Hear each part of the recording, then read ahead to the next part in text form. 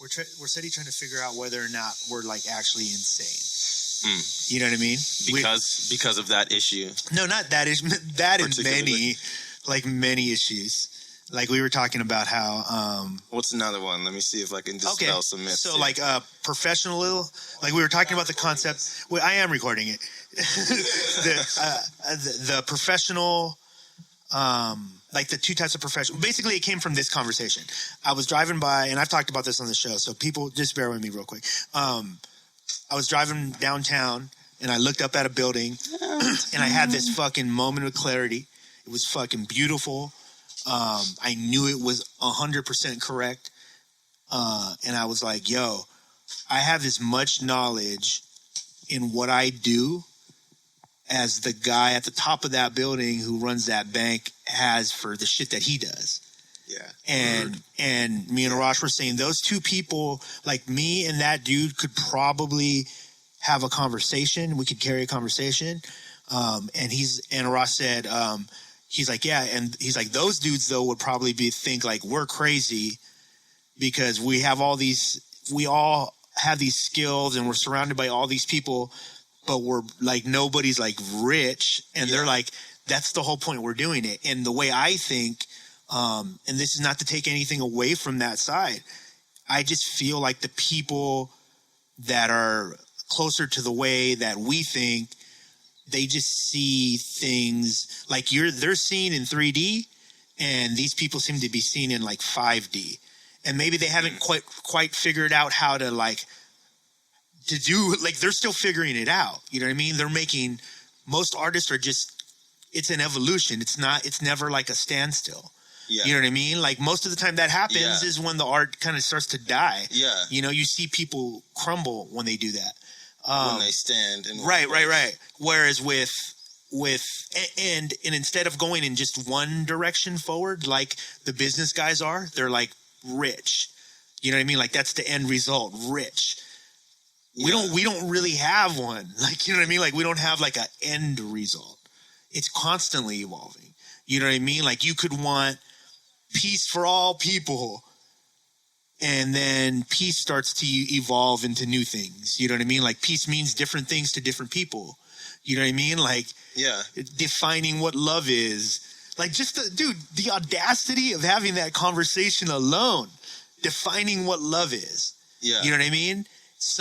I could see how some people could be like, that's just, what are you doing?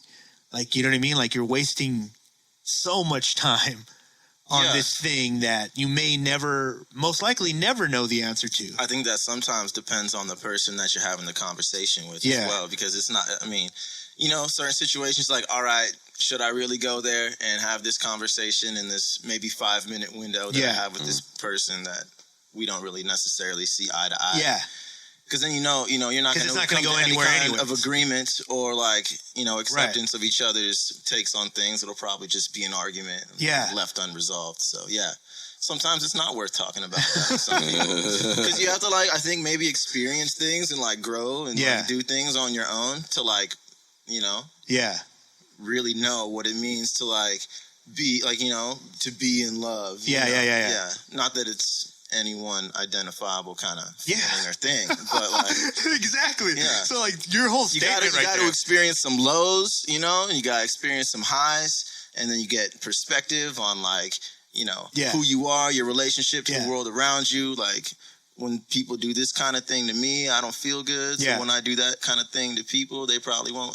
I mean, we'll never come to a single definition of things like love, but we shouldn't, right? We shouldn't. No, I mean, we wouldn't be able to have a show if we came to a single. No, exactly. And let's start the show. The whole world would just like disappear. Oh, we figured out the answer. Yeah. I guess we're done. Okay. All right. Don't flush the toilet. You are now tuned in to the Crappy House Podcast. What's the story? Where you come from? Why are you here? What's the story? Where you come from? Where you come from? Why are you here? What's the story? Where you come from? What's the story? Where you come from? What's the story? Where you come from? Welcome to another deep and soulful episode of the Crappy Awesome Podcast. We're your host, the Diego Brown Project. I am Mr. Arash, even though nobody calls me Mr. And with me is KILLcRey, even though we'll just call him Chris. Hey, yo. I apologize for my weird, coldy-sounding voice. It has partly to do with getting over a cold. Right. But and mostly to do with last night. Oh. Yeah. Okay. I didn't think we were going to make that on air. Okay. But okay. All right. It's okay. I use a condom.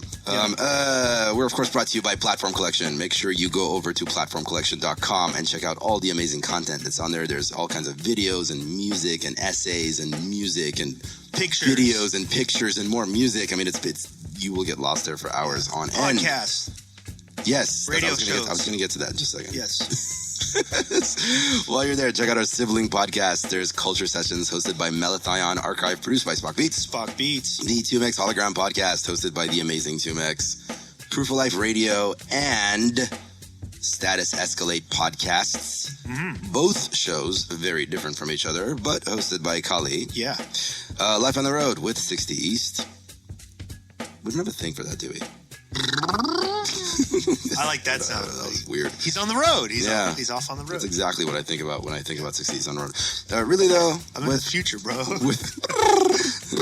with Cookbook of LA Symphony. Yeah. Orchestrated with Noah James and Lisa J, who I hear they're starting their own podcast network as well. Yeah, it's fucking amazing. So they're like syndicated now? It's like a now? lifestyle. It's like a lifestyle. Like they do a wrestling podcast, which I can't wait to Noah, I want to be on your wrestling podcast. Yeah. I'll drop knowledge. Yeah. I'll bring it. And they also have like a women's podcast. Oof. Man, That's you don't even fun. know what they do to us. That's the thing we've been desperately trying to get on this network for ages. Yeah, it's coming. God, can't get women to show up and do a podcast. No, fucking A. Start the tweets. Go. The Ghetto Blaster podcast hosted by Ricochet. Mm-hmm. And there's another one that's joining the crew, right? Is that it? I got all of them? All right. Oh, I'm sorry. I was not supposed to mention that yet. There's more podcasts coming. I swear to God. Okay. Yeah. That is definitely. There's more podcasts coming. Also, 2Mex Hologram Radio. Powered by. On the radio. Power. That works. Powered by Platform Collection. That's you can go to platformcollection.com to find the link, or 2mexhologramradio.com. No, 2mexhologram.com. 2mexhologram.com. Yes. No radio. You guys got that. We got everything. Right? We got everything. No, I mean like somebody else is going to jack that URL. Bro, I know what you're saying. Okay. We got everything. All right. Did you get 2017? Did you get 2mexhologramsucks.com? No, we didn't get it. Because that's usually the big companies do because you bought it already. Yeah. It's like Progressive Insurance will get like progressiveinsurancesucks.com and it forwards directly to Progressive Insurance. I mean, that's pretty smart. It is pretty smart. That's good business. But it's a 24-hour streaming radio show with a fuck ton of shows and all kinds of amazing underground music, the likes of which you're not going to hear anywhere else. Some of those shows include the Friday of the Up. The Up. The Friday Up with KILLcRey. No, it's the Up. It's the Well, you fixed the branding already? No, it's the Up. I'm fighting it. The show's Up. The show comes out on Friday, and you remove the Friday. Yeah. Because we may go live on Tuesday. Do you understand? Yeah, but you're Makes repeating it logical on sense. Tuesday. No, I'm saying we may go live on Tuesday. Okay, all right. If we go live on Tuesday, we can't call it the Friday Up. Okay, the Up. Yeah, people will crash their cars. You're right. You know what I mean? People will tie their shoelaces together. Fucking commit suicide. Yeah, it's horrible. Cats, dogs having sex. Cats and dogs living together. Mass hysteria. Yeah. What other shows are on there? Now you know, though, right? And knowing is half the battle. Yeah, knowing is half the battle. Yeah. Oh, D-Ski's show. Yeah. Oh, man. First of all, it's a fucking gem, dude. D-Ski's show, he did a whole episode on Micah 9. And it was Micah 9, who's been on our show, by the way. And that's an experience, by the way. Yeah. If you know Micah 9, it's an experience being around Micah 9. Were we at 2Mex's when he happened to swing by? Yeah, that was for 2Mex's show. Yeah, for 2Mex Hologram Podcast. Yeah. Micah 9 happened to swing by. Yeah. 2Mex already was going to do a show. Micah 9 just was dropping by like in the neighborhood. Like, yo, I just want to see if you're... With a bottle of Hennessy, I think. Yeah. Yeah. Which is apparently normal. Yeah. And then he's like... And his son. Yeah. He was with his son, who's an amazing producer. And 2Mex was like... yo, you want to do a podcast? Micah 9's like, all right. And then they proceed to have the most epic fucking podcast. Yeah. Like having all kinds of insane Podcast stories. concert. Holy shit, the most insane stories. Yeah. And I happened to be sitting there, like very high, and I drew a picture of Micah 9 and they put it up on that's right. It's still in wall, still in T-Max's house.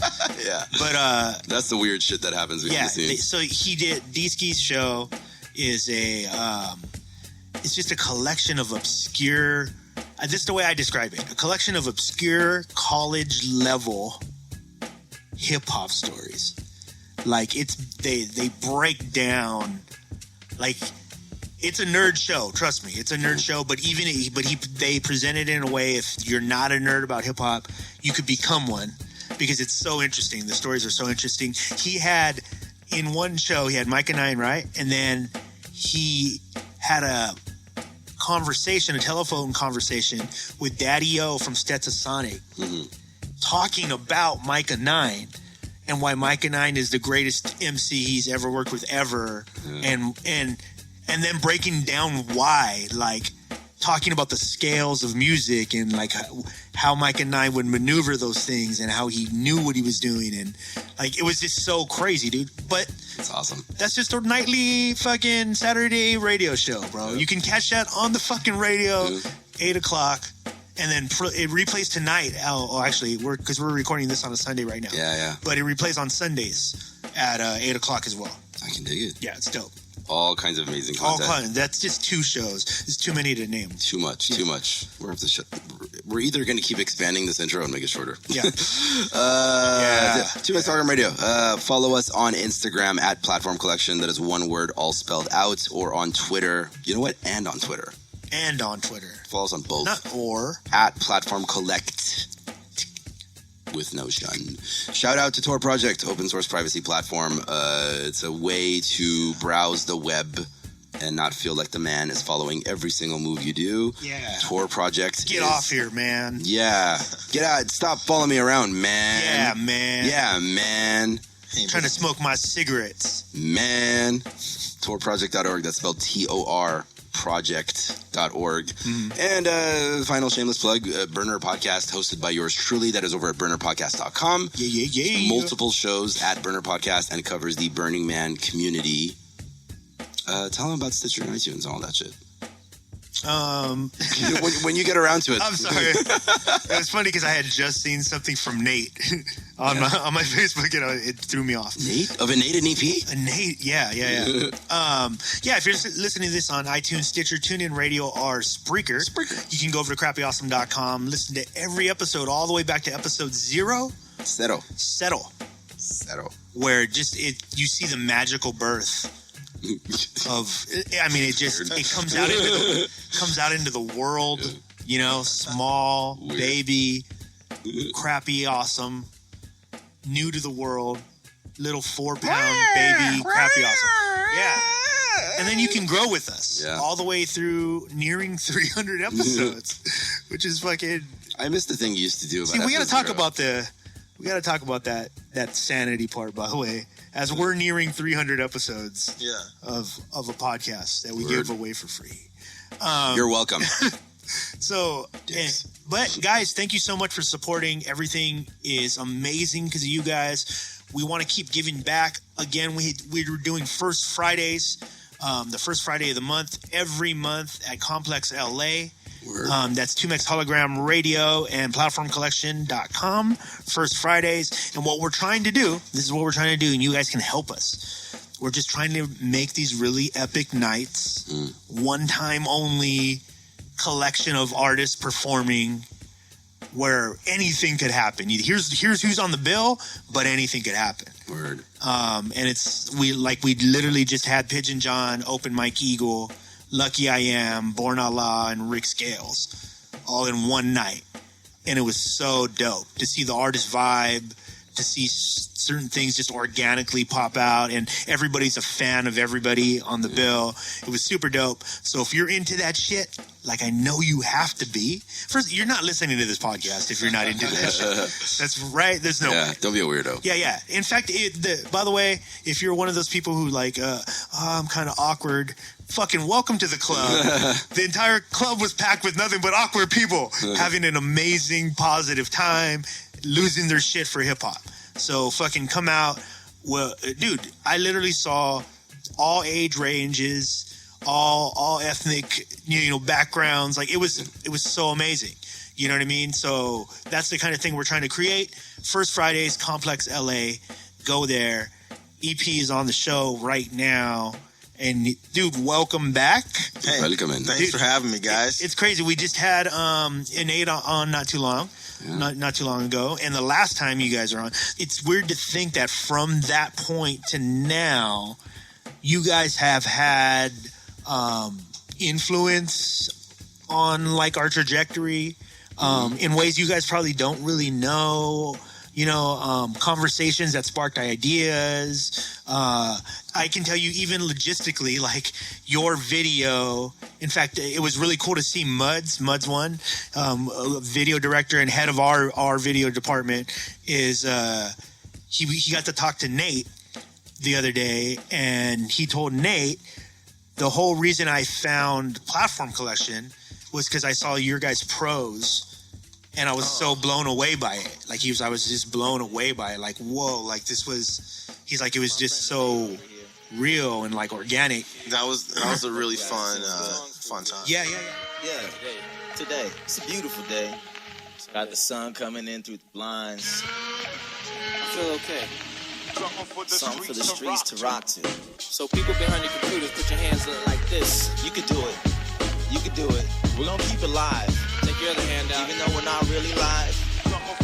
Yo, check it out. From mine to you. A look into the life of a fool who tried to never do it wrong but wasn't right by the rules. I'm slightly confused. I told the champion to keep his belt. Don't care to be the king of anything, would rather be myself. I love my own skin. Realize it isn't real. Beneath it lies a common ground if you and I could only chill. You're bound to see it too if some of them already do. Well, then it means I'm rapping to a mirror in a crowded room. Two sides to every coin tuned to cradle. Hard to see them both when life is spinning on the table. In the meantime, write a fable, pray that it sells, and tell our neighbors about the heroes that we made of ourselves. I say abandon shit or fumble around with bandages and wind up in the ocean when you can't repair the damages. The opposite for those who aim at the top. We at the bottom, half forgotten with a heart full. It's all the division of the beholder. Thought it'd be a bit different as a kid, like I get it when I get older. But here I am, a grown man, still trying to figure it out. Still got my hopes, still got my faith, still got my doubts. I'm not getting as faded, try not getting as jaded. It's kinda comical watching these people fake it. The curtain's been peeled back, slightly reveal reality. Showing a side of cats I never will and never have to be. It's all a choice, ours is craft over vision for fans. Being the man instead of trying to be the man. People I trust, I can count them all in one hand. By now I realize things don't always go as they're planned, but it's all part of the plan if it makes any sense. Started from scratch, so I ain't mad, rapping ain't paying rent. People often ask if I make a living off of what I love. I tell them I got love and it's more than enough. Yeah, see, we are an EP. And I remember like thinking back to like when we were making it, you know what I mean? Like we were all still new to each other, and like there wasn't, I don't remember anything in the room being particularly off or like, wow, this is going to be just so fucking dope. It was kind of like you guys were going to just do your thing and perform a song, and we video, we recorded it. I remember us leaving thinking like, we're going to be hanging out with those guys a lot. Yeah. We very much were like, those guys are literally like, it's weird that we haven't been hanging out all this time. Yeah. And so there's just all these like little tiny connections that have kept you guys present in our lives. And now you're back on the show because we wanted to have you on the show. We actually tried to catch you before you went out the last time. But it was just too close. Like you guys were, it was full steam at that point. Because I know there's some people who know a little bit about it. There's some people who know a lot about it, but I'd like our audience to like hear what the issue is out there. It's a pretty complicated issue, but I would say a good general breakdown would be that ETP, that's Energy Transfer Partners. Yeah. They tried to build a pipeline that was going to cut through the north of Bismarck and like hit the Missouri River. Okay. And the Army Corps of Engineers said, no, you can't build that pipeline because it jeopardizes natural resources, proximity to private lands, municipal water sources, things like that. So in response, they rerouted it downstream to where it is being contested right now, where it would still cross through the Missouri River and pose all of those same threats to the people of Standing Rock and their neighbors. I mean, the Missouri River is huge. Millions of people get their water from that. And when the people whose land it was, not to mention like to whom this land is sacred and has like serious religious value to it, showed up to protest the construction, they were maced, they had attack dogs sicked on them. They were shot down with water cannons. Was this rubber bullets from the start? From the jump. Yeah, from the jump. Well, you know, it's Morton County Sheriff's Department who is like in charge of policing that area, and that's another issue is that like there's a land dispute going on. So there's a lot that like needs to be figured out legally that is going to probably take a really long time to figure out legally, but with the executive order that was signed last week to expedite the construction. They're trying to just do it before any of that is settled. And just to get it. Because it's, you know. Put that in. I'm sorry, can I ask you real quick? So just to clarify for the audience, because the audiences know you as a musician. EP. So of Innate and EP. So like, how are you involved? I guess like the background that they don't know about you is that you served. I was in the military from the Marine Corps from 2003 to 2007. And in 2005, I went to Iraq, and like, you know, everybody has like the story of like when it finally sunk in. Or, like what am I doing? Like, you know, all this. I don't know if everybody has that. Well, not everybody. But a lot. Well, I think everybody does, but everybody deals with it differently. Some people fall deeper into their role and double don't down question on it. Absolutely, because it's a scary thing to like, think about. I think. Can I just note on that, because like I feel like in the military, this is the experience that I've had, is that obviously we're dealing with lots of independent people who have their own struggles and their own beautiful uniqueness as human beings. But it feels like a lot of times what happens is that you'll get somebody who comes, and I'm completely I'm generalizing and stereotyping here a little bit, just so I can dissect that personality type. You have somebody that comes from like a small town, and like their ticket to see the world and to find purpose in the world is to join the Marines. And so they get in there and then they start to see, oh, wait, a lot of this is bullshit. I'm like a foot soldier for a corporate conglomerate, and there's money behind the scenes here. And instead of questioning that, they double down on it, because the scariest thing for a human being who is fighting for uniqueness and for a sense of purpose in the world is to say, oh shit, this thing that I've dedicated my life to is just somebody else's cause. It doesn't mean anything. I'm not doing good work. So they double down on it instead of questioning it further. And then they have a midlife crisis and that's where like a lot of PTSD comes from. The Grand Canyon or something. A lot of PTSD, I think, does come not necessarily out of like feelings of guilt, but feelings of like being lost, and especially for a lot of veterans in a society that's not designed particularly well to accommodate that transition from being in the military to being in civilian life. But a lot of people got chips on their shoulders from having those kind of realizations, or maybe like, you know, getting out of the military and being like, you know, oh, like I'm proud, and then 2 years later feeling like they've been forgotten about. Like here's a bunch of prescription pills and like $400 a month, you know. Because even like physically, like logistically speaking, this is something that is very unique to the United States, or more unique to the United States. We are very isolated from the rest of the world, so we're not seeing the struggles as close by. So our military comes back home after having been in the middle of war fields and bloodshed.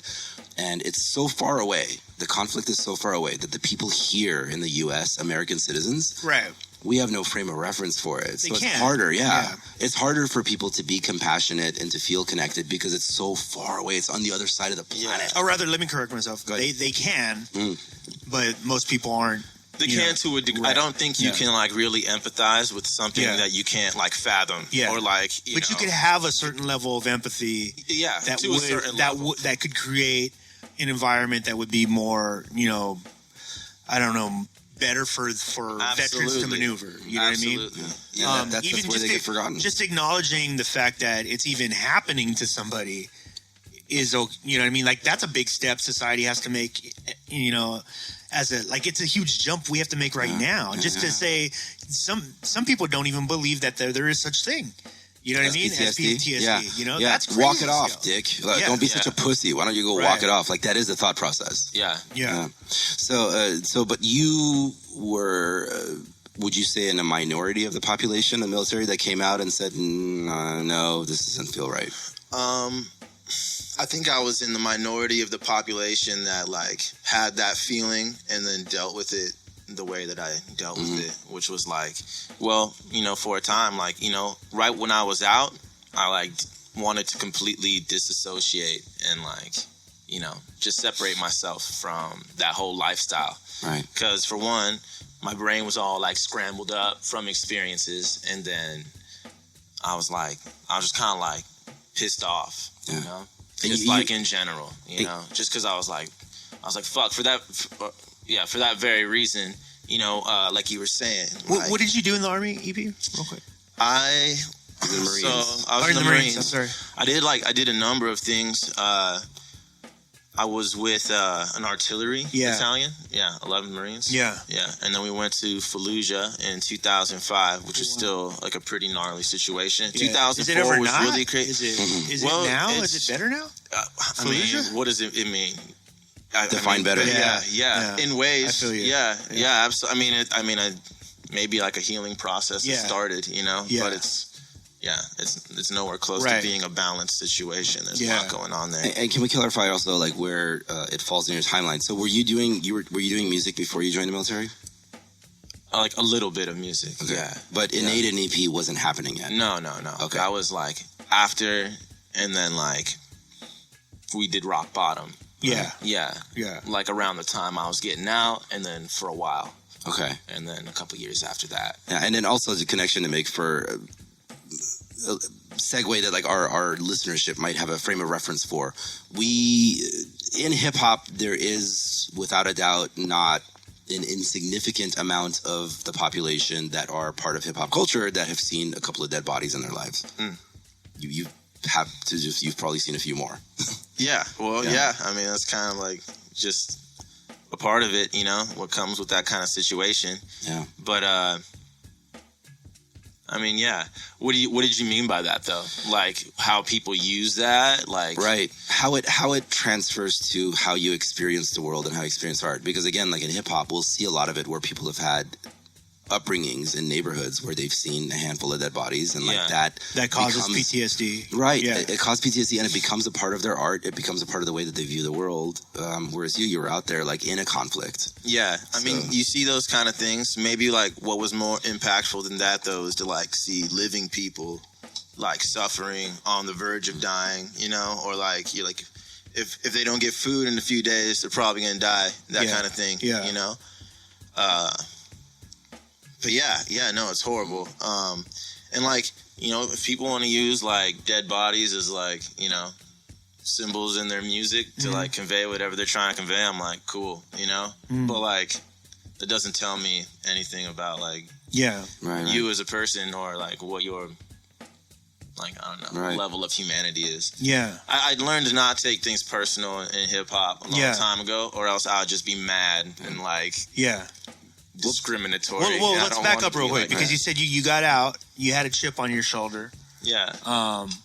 From now, like in retrospect, was that mostly based on an inability to deal with what you had been through? No, it What was mostly on like coming to the realization that I had been made a tool by an institution that didn't care for my well-being. Yeah. Or the well-being of anybody Wait, else. for so that how matter. quickly did you realize that they didn't care? Well, I mean, they care. Yeah. But the way that they care is like a very oppressive way of caring. You know, they care for animals that they're going to turn into steaks later on. Right. Yeah. I need you to be nice and fattened up so we can cut you down and sell your meat. Yeah. And can I clarify also? So when we're talking about they, like, would you say like your immediate supervisors cared about you as a person, or do you feel like they very much felt like they were part of the machine and you're a piece of meat? I think, if you are in an institution, you are going to some degree or another be affected by the programming and like the symptoms of the existence of that. So there's like levels of it, it's like in another situation, like you could be having a conversation with somebody and then like be able to like gauge a level of like maybe their general humanity when they go out in the world. Absolutely. Same kind of thing. It's like you see, we could see the truth in each other. But is it as diverse, right? Is that what you're trying to get? Is that as diverse within like the supervisory positions? Is a diverse, you know what I mean? You can see, like there's like that, cool people. That's a big issue. Is like you can see, like any of us could look at somebody and immediately see like the human in somebody, like the person worth loving, the person that like deserves happiness and stuff. Yeah. But there are some people who can't. Right. Whether they were like born like that or like it was ingrained into them as they were, raised.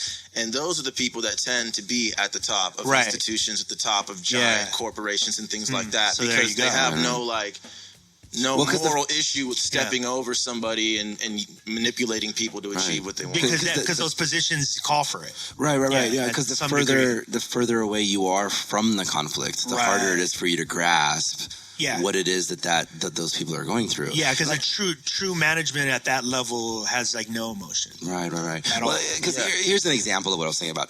So like Trump's nominee for Secretary of Defense, I don't remember his name. The general? Like, yeah. General that goes by Mad Dog something. Yeah, Mattis, right? Yeah.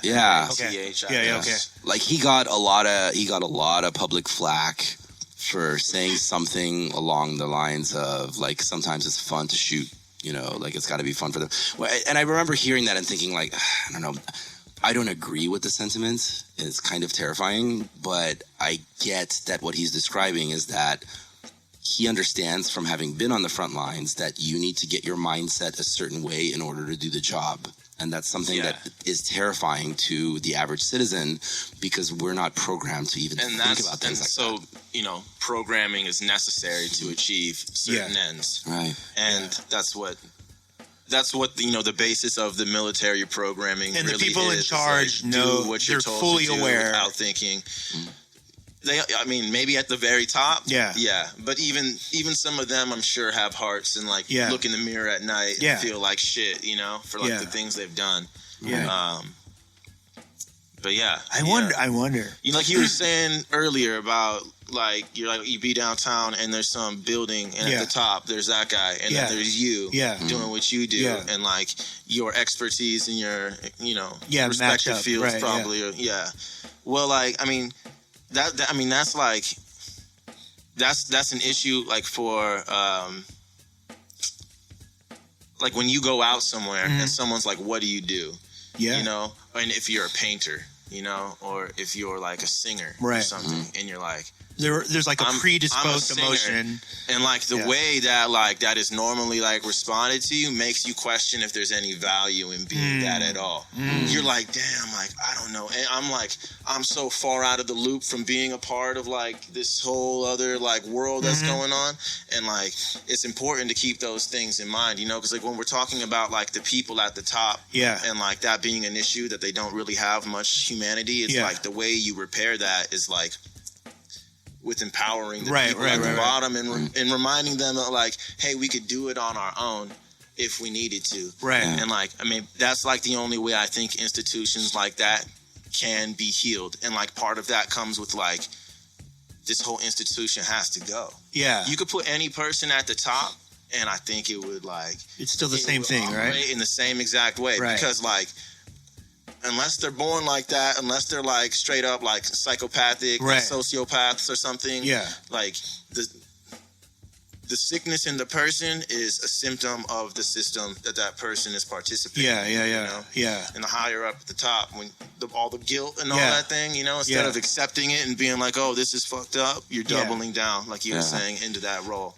Yeah, Arash and I talked about one time about like our views on like the presidency and politics, and we were talking about how that job inherently comes with murder, you know, because and it's something that as a society, especially here in the West, like we've just it's just something we accept. We all know it's true. Yeah, you know what I mean. Like we absolutely know that's true. But in the same light, being a citizen of a country, exactly, where but your tax dollars fuel these decisions, and that's why we're able to look at only the good sides. If you're an Obama fan, you're only looking at the good that it represents, as opposed to what that job really is. It's like the nicest person being the dude who has to put the axe down on everybody's head. Yeah, well, listen, like, we need somebody to stand on the wall, because not everybody can stand on the wall. That's what it comes down to. Yeah. I don't know. I mean, I hear you. In this system, we do. Yeah. Yeah. But I don't know if I'm ready to accept that as like a natural, if that's something natural. Like, is that a natural place for us to be? You know, like. Well, I guess then it would be like, do we need a wall? Yeah, I mean, I kind of tend to lean closer to that. Right. But I also understand the logistics. I understand what can happen when people from different parts of the world, there's complications. Right. You know what I mean? But I'm also a fan of countries who tend to treat their people okay, and they're working on being a better country, and they just want to be left alone. Well, I'm in favor of that as well. I'll present an analogy, and I wonder if this works for what you're describing. Okay. Eating meat. Yeah. Most people have no idea what that looks like, what it looks like for the animals to go through the horrible slaughter that they go through, the horrible conditions that they live in for us to be able to eat a burger whenever the fuck we feel like right. it. So like Joe Rogan, you told this story before about how he describes it as like, he's like, there's nothing wrong with eating it, but he likes to actually physically go hunt and kill the thing and skin it, go through the whole process. So it teaches him to respect the animal. Right. So I wonder, like right now as a society, where we've come to is that we elect representatives so that our tax dollars go to them deciding who gets to go stand on the wall, because we're not going to go do it. But what you're saying is that if we have had more experiences of all of us standing on the wall and actually having that experience of what it looks like to defend a place, perhaps our decision-making on this process would be a little bit different about how easily we go to war and stack up the dead bodies. Maybe, yeah. Yeah, I mean, that sounds... I mean, I don't really have like a... I think what you're saying is... I think it's that, and it's also like my feeling that just personally, I don't know. I'm not. The more I've learned, the more I acknowledge that I know very little about our natural state. You know what I mean? Like, because that's what I'm searching for. I know when things feel great. I don't know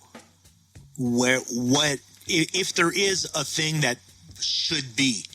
You know what I mean? Like there's people that if so far it seems like we can have healthy arguments, right, about that when people get together with no rules, it's chaos. Nothing good comes out of it. You could say that. Yeah. But there's examples of the opposite of that. You know what I mean? Well, like libertarians argue that, you know, we should set up that kind of system. Right. But what I've generally found is that libertarians tend to be some of the most intelligent people I've ever met. Yeah. But they're just not realistic about how most people operate. Yeah. People will still, you know, break into your house and stab your kids. Yeah. Yeah. And, well, you know, all this being said, one of the things that I've come to the realization at this point in my life where I'm at with the current system, and I've been there for some time, you know, and I've wrestled with it. I've wrestled with it on this show. You know, you've tried to help me get some insight on it. But I keep coming back to the same thing. It's broken. It's illogical. It doesn't make any sense at all. It it is a self-imposed burden on if I decide to just accept that. Right. You know what I mean? Like if I just decide to just accept a system that is not logical, that is not, it's hard for me to get to that point and just go like, well, you know, needs to be. Right. Like it's hard. The more I get knowledge, I feel, the less I want to do that. And it sounds like this back and forth that we just had right now was basically what was going through Anthony's head when he, you know, stepped out, when at the end, like stepping out of your military career. Yeah. And that's what started the next step in your life. Yeah, absolutely. Okay, so let's just back up because we went on a huge, important tangent. But no, that was, I mean, I'm grateful for that. So you came out, you have a chip on your shoulder, you feel you've been used, you feel you let yourself get used, right? Yeah, there was a little bit of that for sure. Like, damn, I should have known. What was your view on like getting back into society? Because some people have a really hard time with that part. You know what I mean? I'm sorry, real quick, why did you join to begin with? I was 18 years old. I just graduated high school. Yeah. And didn't really have the greatest grades in high school. All right. And it was just like, you know. That's, man, you know what's so crazy about that? It was a way to go see the world. You know what's so crazy about that is you're like literally one of the smartest people I know. And I think about how we treat levels of intelligence like in our society already. Like just another reason why I think the system's broke. Because it doesn't know how to... We have no reward system for the best philosopher. You know what I mean? Unless they're very good looking and they have a writing team. Yeah. You know what I mean? Like that's pretty much it.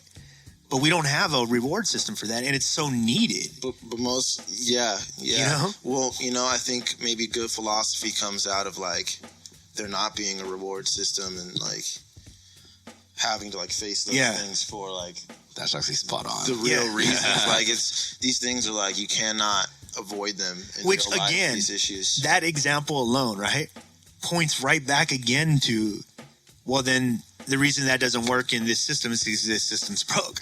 Absolutely. It can't work. Like every good idea doesn't work in the system. Yeah. Doesn't that mean the system's broke? The biggest tools that are used to oppress us like also form like the lens through which we're even able to like dream solutions. Yeah. You know, like, so like when we think of like, oh, this problem needs to be fixed, it's like we're thinking of it in this like narrow frame of what we've been told our entire life is possible, you know? Yeah. And there's like so much more out. And then, you know, every so often somebody comes with like this idea that like sounds good to like the people who are struggling, but to like even the middle class and above, you know? There's like that division, like we were saying earlier as well. Like, you know, to a certain point, you cannot understand the struggle of like people who are living in way crazier conditions than you are. Yeah. And like sometimes we can be like, oh, like I understand, and like it's bad and it shouldn't happen, but then like it's still out there. I mean, but you know, like just being in existence, you know that you've met people who are nice people. They make no argument that they have like the greatest educations, that they're not about that. They're just kind of living life. They generally treat everybody fairly. But they're so far from, to use a word from the last show, they're so far from being woke that woke as fuck. Love that. That to convince them to make this what would for sure consist of a big left or right turn to go down this pathway of I'm trying to open my mind more to get more compassion for people. I have no idea who they are. Yeah. I don't know how they affect me. In fact, some of them, I feel like they want to kill me. Like, you know what I mean? Yeah. Like, I need to have that compassion. What I'm saying is, are we just fucking crazy? Because because those are very complicated issues that I don't know. Wait, so are you saying like there can be people who can be like kind and, you know, be like friendly and pleasant to be around that like, but don't have, they're not going to go to the march. they're not going to vote. Yeah. They're not going to do anything really. Well, you know, not They just want their family to be not happy. not everybody can do everything. Right. And like if they're pleasant people and they treat people kind in general, it's like, you know what? Like I'm okay with you doing that. Somebody else can do the legwork because like that's important. That's just as important. I agree. You don't have to go stand on like. But in fixing a society, right? Like if we were like to take on that challenge to fix a society, should we not contemplate the idea that there's going to be a population, and I'm saying this, but I truly believe there already is. Yeah. There's a population that's going to have a big issue with that no matter what. Yeah. They're always going to have an issue because they're going to be like, no, get to fucking work. You need to fucking work. Yeah. And that's their way of being positive, by the way. Maybe like the situation, you know, still involves like, you know, people working, but like the kind of like social revolution that I think needs to happen needs to come out of like, as corny as it sounds, like kindness. Yeah. Like like that's so impactful, and like, and I'm not saying that because like it's cliche, and like I'm saying that because like we are being educated in a way to where we are like becoming less and less kind, less and less open to our neighbors, less and less aware and compassionate of the things that are happening around us. And like that's not like some random symptom of like some other oppressive tool, you know. That's like important. Like we need to be able to connect with each other and let each other know like, hey, I got your back. Maybe we don't have the exact same struggle, but we share like the fact that we're both struggling in one way or another. I had a dream where I was talking to the birds in the trees about the people they observing and our cycle of arrive and then leave. The wisdom of a viewer stationed above show us racing to retrace our paces, aiming for what already was amongst abundance, but it's hardly enough. Tell each other to keep on pushing, coming off in a shove, teetering on a precipice and reaching for what? Can't see the beauty in between us cause the seeds are buried deep in the mud. Too bad you can't fly away. And I responded that I'm happy I'm here. They said the night's through and soon you'll lie awake. Meaning this imagery is soon disappear. Alarm ring and check my mood and put my shoes in the gear. New perspective on connection, fresh direction to steer. Bugging out on the lessons, I remember them clear. Hear them singing from the branches when it lands in my ear. It sounds like all of the people standing around you.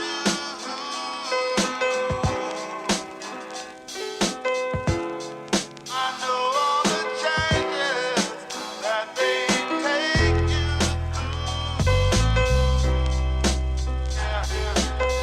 I often walk in my sleep. That's what they tell me, could've sworn I was up in the moonlight. Lifts me off of my feet. The coffee spilling when I'm pouring a cup. A space traveler that had to come inhabit the earth for the sake of studying man without a map of the turf. Got overtaken by traffic, undertaking a search. Hard to figure what to make of it, but making it work cause it's home. Sometimes I swear there's But do you think that the masculinity of like patriotism and, you know, really just patriotism. There's going to be a group you can't. But I'm saying, do you think it's destroyed like a way to present kindness to society and make people really understand why that's important? Like, do you think they've already made it such a cliche? Because kindness sounds pussy. Well, yeah, but like, and you know, it does sound pussy, you know, and it is overused, and it's like, but kindness is so much more than somebody like saying they're kind or believing they're kind. Like,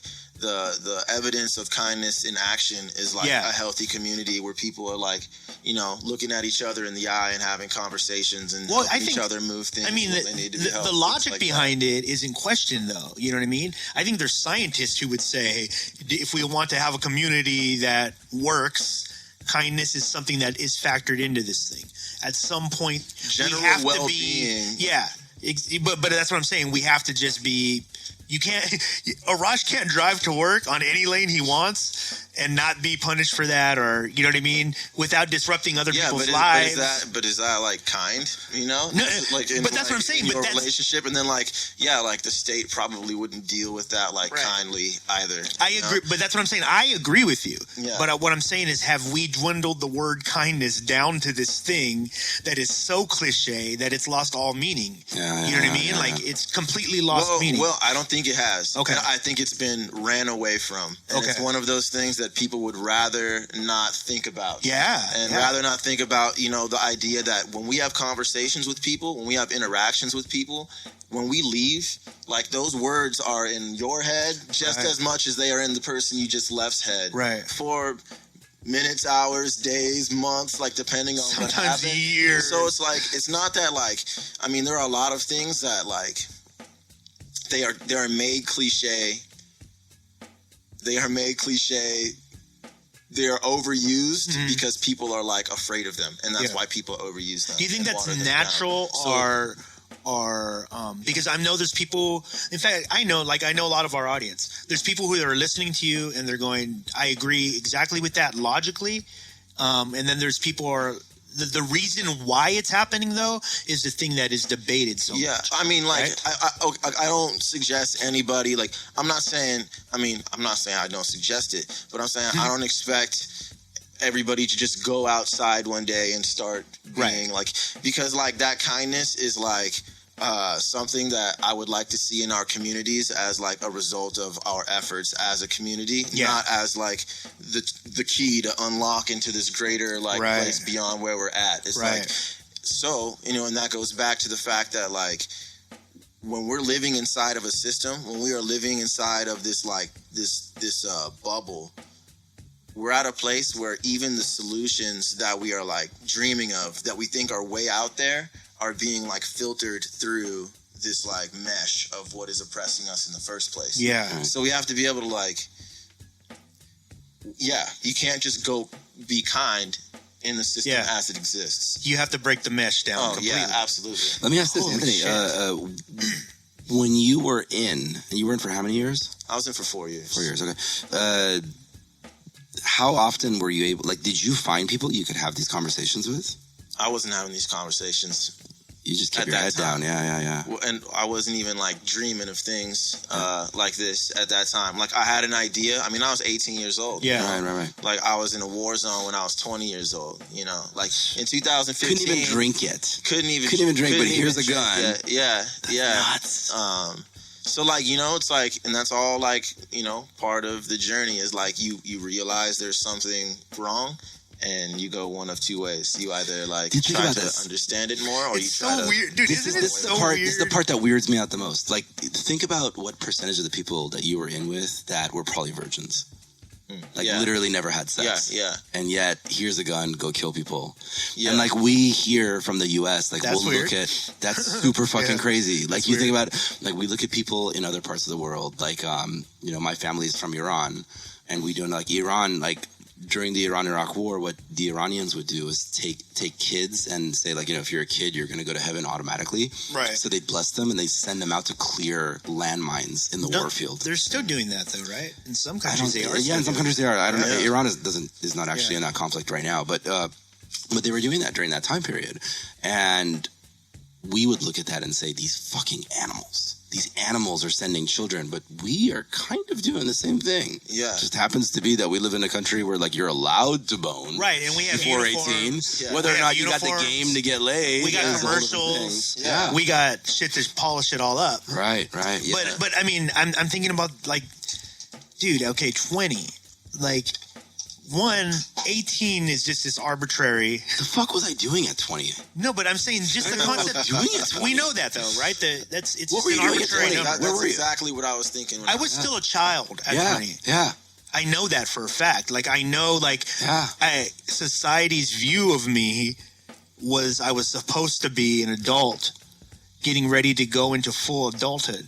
That's what society's view is as an 18-year-old in the United States, anyways. It's like, there you go. Yeah. It's yours now. But it's completely arbitrary. Yeah. It's based completely on... Well, yeah, your experience is kind of like. Yeah, but that assumes that those experiences are enough to make you into a full, well-rounded adult. Oh, no. At 18, so you just you're picked saying, 18. Like, yeah. At Like, 18. I'm 35. I just feel like in the past 2 years I became an adult. Yeah. And even that's a strong push. Yeah, because yeah, look at the yeah. studio apartment that we're recording this fucking show You're in. recording a podcast. Yeah. No, last night I was up till 5 in the morning. I mean, it's fun, but I was up till 5 in the morning partying with my friends, like spinning and doing whatever. And like, dude, I'm 35.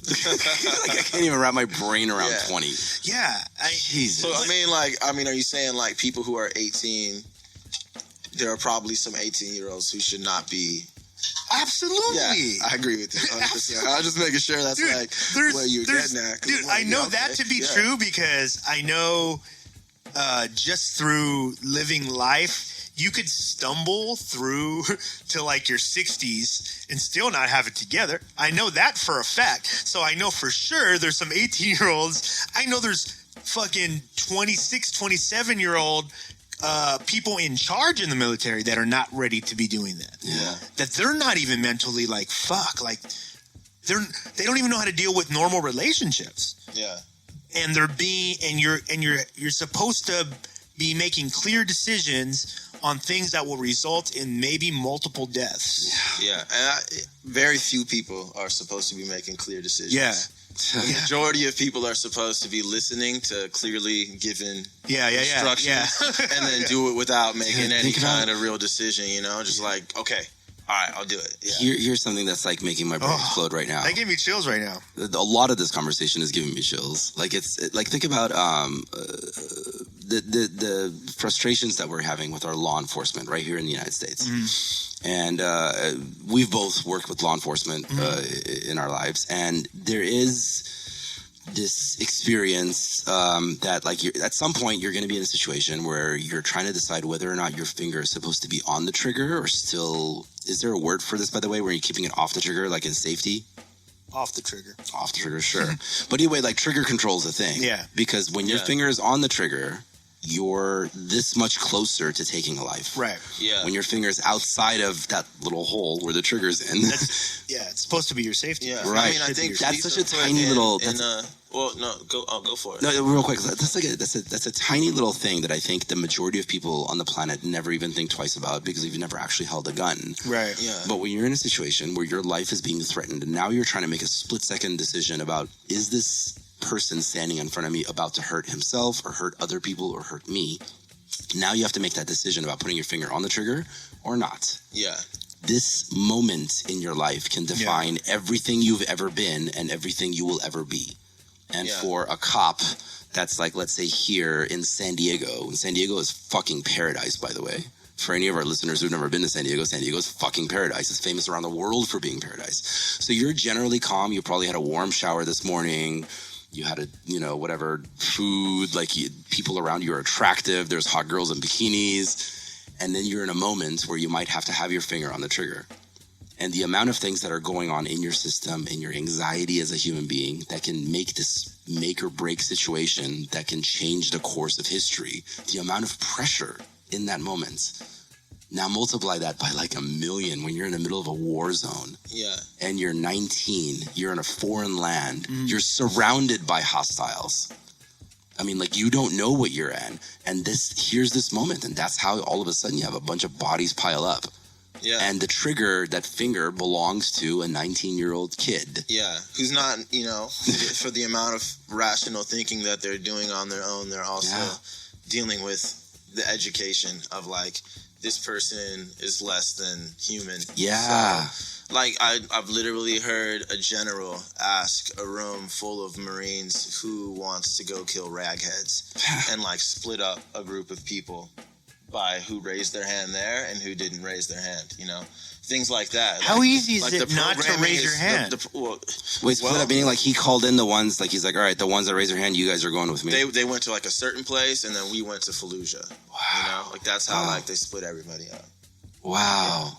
But that's what I'm saying. How easy is it for you not to raise your hand in a situation? Not you personally, but in general, was that something that people were like, okay, we know that it's going to be half and half. I think the culture is like... Everybody raised their hand. Yeah, like whatever you want me to How many people were in that room? There were probably... Man, there were a lot of people there. And like there was news there at first. Right.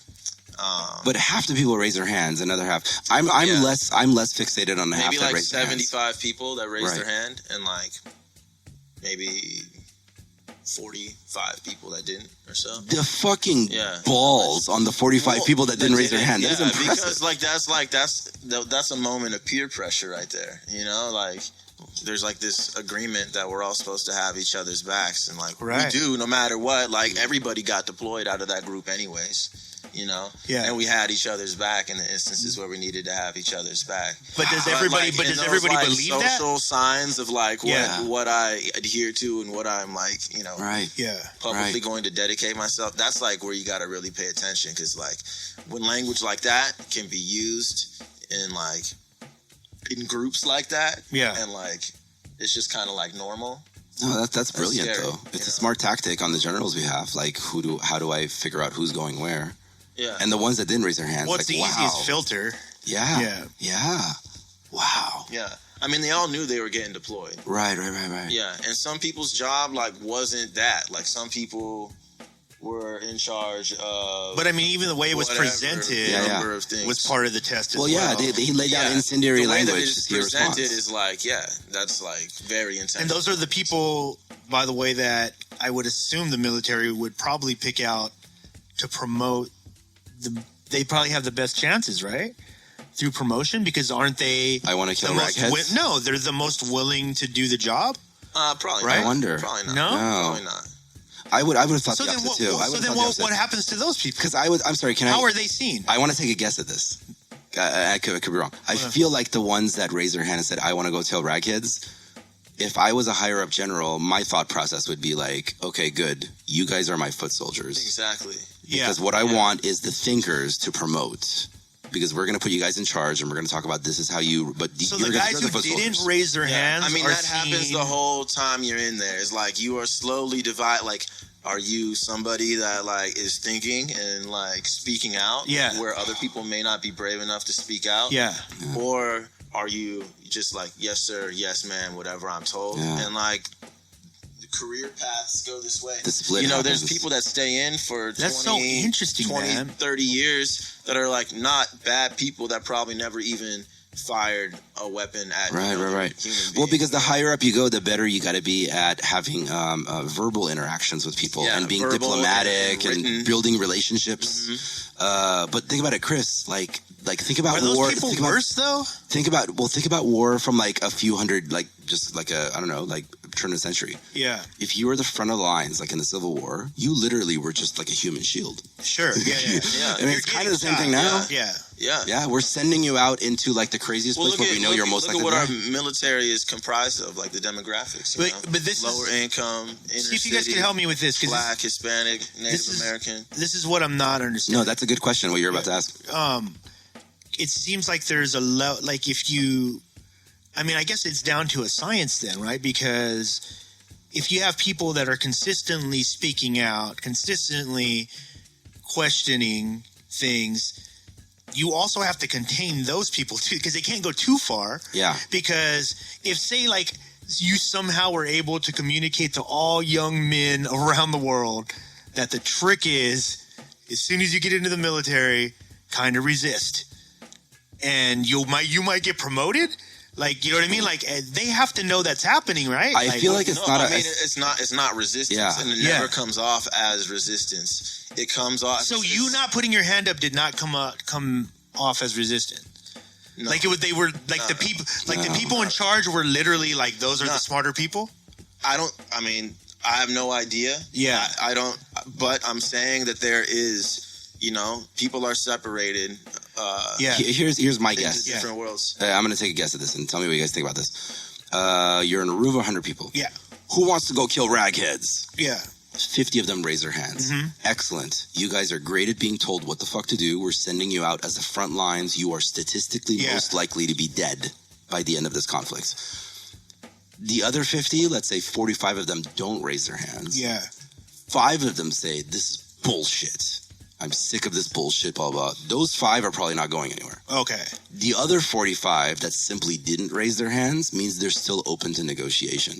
They're still open to programming. Like, hey, we can still talk. We can still see where we can put you and still utilize you. everybody is still open. They don't. There's no.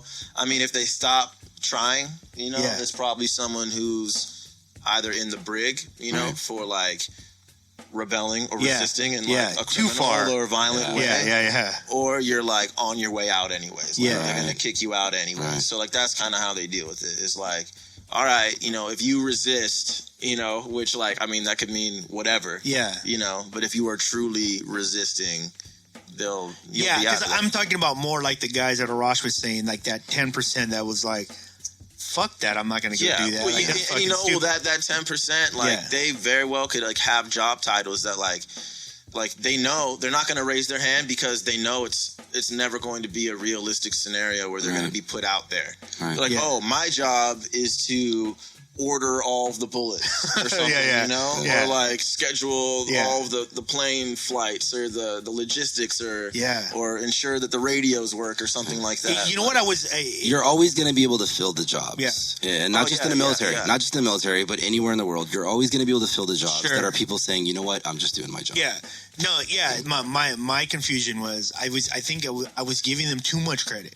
Because to me, what you're describing is way more diabolical than what I was thinking it was. Well, yeah, but diabolical in which sense? Is it any more diabolical than like, the dude who like owns a McDonald's franchise, like knowing that the food ultimately is probably making these people sick, but or you're making but cigarettes. they don't think about it. You know, it's like these people know. It's no more diabolical than that, but or my coke dealer. It's diabolical.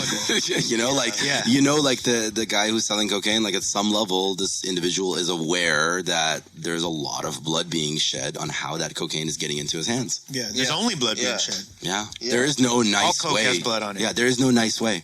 Like Vice, we're gonna get to Vice in just a second because I know you got connected with them. But like with Vice, like they did a whole story, like because in Vice, their culture, they were always like pretty open about their cocaine use and like, oh, it's fun. Yeah. Until they did a story about where cocaine comes from, and like I guess apparently like their culture decided that they're gonna move away from using cocaine after that experience. Yeah. Because there's no way, like there is no way to not. Like, there is blood in your hands if you're doing that or a number of other experiences that we in this country, in the United States, take for granted. We all have comforts that are in one way or another built off of the backs of somebody else's suffering, I would say if you're a citizen of the United States, there's blood on your hands. Yeah, absolutely. There is no way not. But you shouldn't walk around feeling guilty. Yeah. And, like, that's a trap, like, I don't wish anybody like feel guilty because I don't feel like that's a good place to put somebody's mind when you're trying to have them work themselves out of like a problematic space. But they do, and that guilt clouds them from being able to think humanely enough or rationally enough to like make the changes. Like I know that my behavior is connected to this suffering. Yeah. But I'm doing it anyways, I'm filling up my gas tank every day and buying the new iPhone, like you were saying. So you you get out. Let's get to that part of the we keep going back. You get out, have a chip on your shoulder. Music happens. Yeah, what's the transition into normal life for you? Like, what's the first thing? You get a job, what's going on? I got a job at a bookstore. Okay. Yeah. And you just was it just happened to find it? Working at a bookstore. Yeah, just happened to find it. Worked at a bookstore. Was making music with friends. Yeah. Where? And in Mission Viejo. Okay, in Orange County. How was the chip affecting you? It was affecting me. Well, the chip was affecting me in a way that made me, I think, maybe more of like a creative. Yeah. Artist. Like that. Like. Self-evaluation, like the whole like introversion thing, really does a good job at like serving like the creation of artistic things. Yeah, absolutely. But then at the same time, it doesn't necessarily serve you like in a social sense, right? Like because it's like, I mean, the deeper you go into art, maybe I'm wrong. No, you're not wrong. But the more outside of the tribe you keep moving to like gain whatever perspective or have the room that you need to create. Yeah. And so I mean like that was kind of happening. Yeah. I was like working at a bookstore, making music, like going through like, dealing with things and like thinking about things and like then I was like, oh, like I want to like paint too, you know, like I want to like make music like this, like I want to learn how to play the piano, like, I want to do this, and like they were like that chip, the healing process kind of like catalyzed all that, you know, further than it was. Yeah. So it was like self-serving, you know, a little bit, you know, but it was uncomfortable. I mean, it was a part of survival for you at that point. I don't know what would be. I mean, I know there's examples of people dealing with it in other ways, but for you in that time space, like how else were you? What were you going to do? You know what I mean? Well, how else were you going to deal with that pain? Yeah. If your art was something you already knew was an outlet. You know, 1,001 different. Did you go through that? I was like prescribed like 3 things, you know, that I used for like a week, and then stopped. Yeah. So I was like, this is like not helping. Yeah. You know. Well, how like I said? Do you remember what you were taking? I don't want to feel bad, but like I still want to feel things, you know. Yeah, yeah. And like not feeling things felt worse than feeling bad. For me. You know? Wow. Because I want to like integrate into like things that are happening. You know? Not just like be like wandering around like a zombie. Yeah. Yeah. And then so what got you medication? What got you into activism? Same thing, kind of, right? Like the same thing that I mean, taking that leap to like now I'm going to do something about it. Yeah, it's like I'm like the Innate and EP album, you know, that we made. Like everything I said on that album was kind of like idealistic to a degree. And then, you know, there are times for like making music, and then there are times for like doing things. Yeah. And, and I was like, well, like I've like talked all this, and then like people want to have conversations about things you've said and this and that, and it's like, well, like, I mean, I have to have more of like a perspective. Yeah. And, like I like deserve to like go through the discomforting like experience of like what this is, because like people in my life like deserve that too, you know. You know what, so this actually works out perfectly as far as timelines, because so basically we got your backstory of what led to you and Innate and P. Listeners should which you can hear back. Even more. Yes. No, listeners should jump back. I don't know what episode number it is. They can just look it up. Yeah. Go back to the Innate and EP episode. I think if you search Innate and EP on Google, it's like number 4. Crappy Awesome comes up as one of your guys' top hits. Yeah. So Crappy Awesome. Okay with that. Yeah. So you listen to that episode of Crappy Awesome. So it's going to fill in this gap about where we're going to jump forward right now. Yeah. Because you go back and listen to that episode right about here. Let's take a pause. Yeah. Go listen to that. You're back. And you're back. Okay. Now we're going to jump forward to where You're magic, Arash. I know. Now we're going to jump forward to where EP got involved with what we're going to talk about right now, which is the veterans that went out to Standing Rock.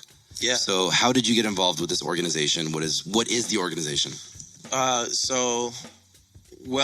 it was before it was an organization, you know, I literally like turned the TV on and seen attack dogs like biting like an older women in this part of this protest. Like they had released dogs on people, and like, you know, the protest, which we mentioned in the beginning. The protest, between the water protectors at Standing Rock and Morton County Sheriff's Department from North Dakota, and the private security, because of the pipeline they're trying to put through there. Absolutely, yeah. Okay, you got it. And the private security belonging to who? They're hired.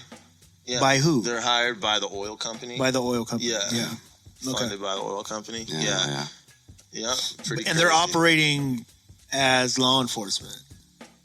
In a law enforcement capacity? They're coordinating with the law enforcement there. So like, and you know, and so people understand these are armed security. Yeah. Okay. Yeah. Because I want people to really understand that they're not part of the government. Oh, no. They're not part of the government. ETP could kind of be part of the government. Rick Perry, the Secretary of Energy, is on the board of Energy Transfer Partners. He does look smarter with glasses on. He does. And I think we should keep him, you know? But we just got to be hip to his disguise. He's still a moron. He's trying to get you. Yeah. Still fuck that guy. Okay. All right. Yeah. Okay. So I saw that. Then I saw on Facebook like this thing like, hey, we're trying to get veterans to go out to Standing Rock. Yeah. And it was like a group of like 68 people. So I emailed them like, hey, I really want to be a part of this. I asked to be an organizer. Yeah. They like trusted me enough Yeah. to do that. And we brought out 4,000 people Wow. to Standing Rock and 4,000 veterans, you know. Yeah, that was weird. The sound all of a sudden. I know. popped. I was looking. there it Oh, goes. wait, there we go. How did that even happen? I don't know. Nobody moved. Okay, there it goes. Yeah, Mine is good. all right, go ahead. Okay. Continue. Okay. Perfect. So yeah. I asked to be a part of that. What the idea was to go and like non-violently stand in protest with the people out there. Okay. In protection, you know, because you have people literally no weapons getting shot down with water cannons. Being shot with rubber bullets, tear gas. Right. Yeah. Which is all pretty Attack well dogs. documented at this point. Oh, yeah. There's footage, you know, and nobody has weapons. Yeah. So what is happening out there is a series of human and civil rights violations that the law enforcement and now, unfortunately, our government is trying to slide under the rug Yeah. or justify through using like property law. Yeah. And then so first and foremost, it's a humanitarian issue. You know, they are treating people horribly. They are what was not good for Bismarck, which has one of the highest, annual incomes Yeah. per household. Yeah. A lot of like rich oil money there. Yeah.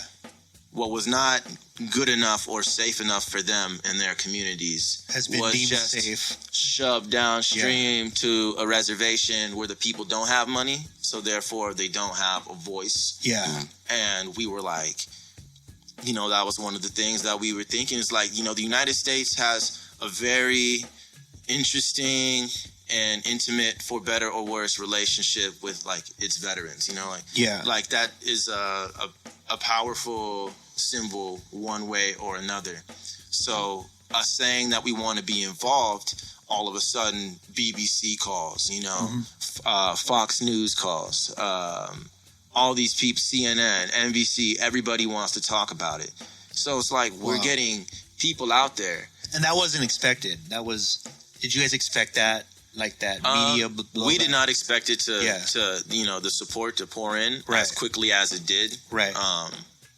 We had like a roster of 2,000 people that we had to like, okay, we could only responsibly organize and take care of this many people. Yeah. With the organizers that we have. People of all races, religions, backgrounds, men, women, like Vietnam era veterans, people who have, been out for a year. And it turned out being how many people total? Do you know? Veterans out there, Yeah. people have told me 6,000. From what I know, there was like 4,500, was like the last It's count amazing. that I got while I was out there. You want to know an example of how much power that has when it comes to media? Is remember John Kerry and the Swift Boat veteran? Yes. Yeah, That pretty much cost them Yeah. the election. yeah. So yeah, no, the veterans coming out for an event like that has a lot of power. Yeah. Man, it's the thing that's weird to me is like from and I don't know. I mean, you said you watched it on TV. Yeah. Right? That was initial. That was like the first real media. Like it was, I don't know where I was. I was out somewhere. Yeah. And there's like a TV screen on, and it's like, Dude, it's protests get violent. that was the most frustrating thing to me about in the entire situation, and still to this day, it's still the most frustrating thing to me about not being able to filter. And this is, I feel a lot of our audience feels this way, to filter through the media and the coverage, and in a large part for me, especially the thing that bothered me was the lack of coverage. Yeah. Was well, that's intentional. right. I understand that. But I'm saying then on top of that, we're thrown so much information. Yeah. And stuff getting debunked and stuff isn't getting debunked, and things people don't know what's true, what's not. Yeah. Well, for anybody struggling with that, my suggestion would Okay. be to remember at the end of the day, people are trying to place property rights and use property laws before human rights Yeah. to justify And that's the bottom human line. rights violations. Yeah. That's it. That's it. Yeah. Like people, our environment is at risk. Yeah. You know, the same company spilled like 175 gallons of oil. Yeah. You know, like within the last 2 years. Yeah. You know, it's the resources at risk. The people, their health is at risk. Yeah. Their way of life is at risk. Yeah. And I mean, and we're dealing with an indigenous community who has been dealing with this kind of oppression Right. for their entire, Right. you know, existence of the United States. Yeah. You know, Yeah, like yeah. they're the land that they are in. You know, there's this thing. It's called the Treaty of Fort Laramie, and they brought like all these like leaders together to try to make all these tribes be able to coexist peacefully on this land. Yeah. And they're like partitioned off. They're like, this is your land. Yeah. So you know, it was one thing, and then they found like gold in Montana. Yeah. And then they cut out into that treaty. You know, Yeah. so now you don't have this. And then like trains started going out west, so people started like settling there. So they cut out more. Yeah. And like it's the history. So like, you know, when people say it's a legal issue for the courts to figure out, all I say is look at how we have historically dealt with this situation. Yeah. And the courts are not they're not going to operate in the best interest of human health, Yeah. of I humanity. mean, it could be argued they're not even equipped for it.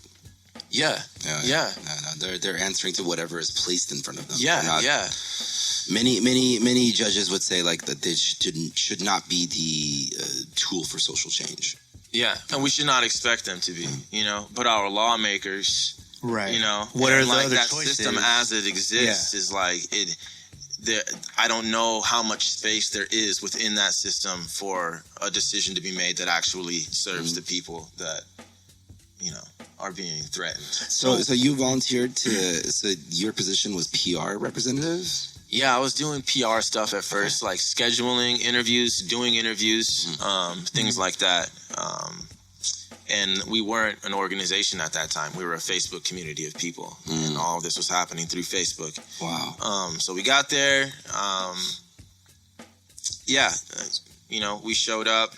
The second day, we got a call from the Army Corps of Engineers, and they're like, "Hey, we're denying the easement," which means like the construction won't go forward. And even at the time, I mean, we knew, or I had a strong feeling that that decision was not made out of the goodness of anybody's heart. Yeah, that's what I was going to ask you. Because What- they're like, let's get okay. So what that you was the guys feeling. won, you know. Why don't you all go home? And we weren't the only people that felt like that. Yeah. Protesters have stayed there, or I don't, you know, water protectors have stayed there. Yeah. They are still there in camps. They didn't leave for that very reason. Because they're like, yeah, right. They're just saying that because all you guys are here. And then when you leave, well, exactly what happened, you know? A week and a half ago now, executive memo gets signed saying, that is going forward. exactly. And, you know, there's an environmental review that is supposed to happen on that land before they can construct. But the fear is that that review may be able to be gone around or be done in a way that doesn't really look, you know, Yeah. look at the issue directly. Just this- like get it out of the way. Do know? you feel like I mean, there's no, where's this heading? Like, what are we going to see in these next couple of months? Well, Like, this situation is so important because it sets like I read there's $1.3 trillion in natural resources beneath reservations in Good the United God. States. So this is like, you know, this is an event here, but it's also setting a legal the precedent beginning. for Yeah. what is allowed in the future. Yeah.